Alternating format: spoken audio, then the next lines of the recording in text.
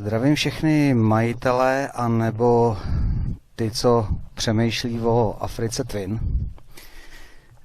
Tohleto video bude fakt jenom o téhle Africe nebo o Africe Twin, o tom posledním modelu. A chtěl bych mluvit o dvou věcech, dvou takových poměrně levných vylepšeních, který se mi docela dost osvědčily.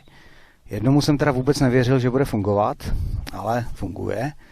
A druhý bylo víceméně zřejmý a to vám taky za chvíli ukážu. První věc, který jsem nevěřil, že bude fungovat, je tenhle ten kousek plastu, který je tady přišroubovaný na nádrži a na těch bočních plastech.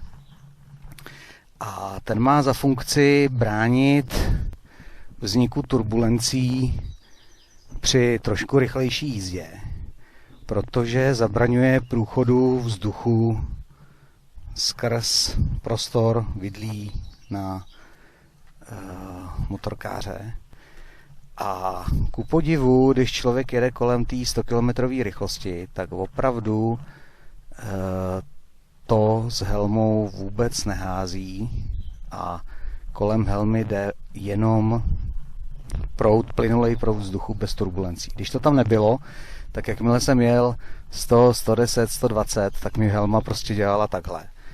Ale tady s tímhletím kouskem plastu musím říct, že to opravdu funguje a prakticky žádný turbulence při vyšších rychlostech nevznikají.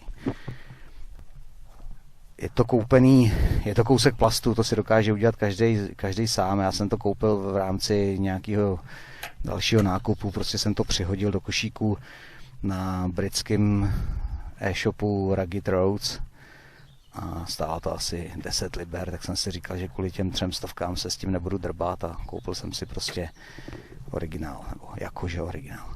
A druhá věc je pro majitele buď skidplateů Outback Motortech, těch lehčích, a nebo možná i těch originálních, a pro majitele Outback Motortech padacích rámů, protože ten padací rám, respektive ten skidplate, končí zhruba v téhletý rovině a výfukové svody jsou odhalený a lítá tam strašné množství bláta. To jste možná zažili i jestli tam máte třeba originální skidplate, který je prostě úplně k ničemu.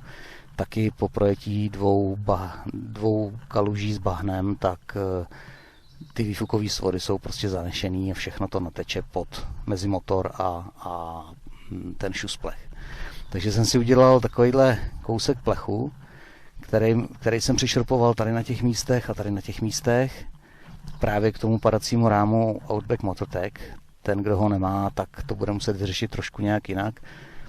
Prostě jenom natřenej kus plechu, ale jak vidíte, tak ten bordel všechen jde nahoru a nestejká to pod ten skidplate a za ten šusplech. Tohle to je ještě pracovní verze, protože jsem zjistil, že budu muset zakrýt i tyhle ty otvory, kterýma se tam furt ještě nějaký bordel dostává. Ale i tak to funguje o 100% líp, než jenom samotný skidplate, který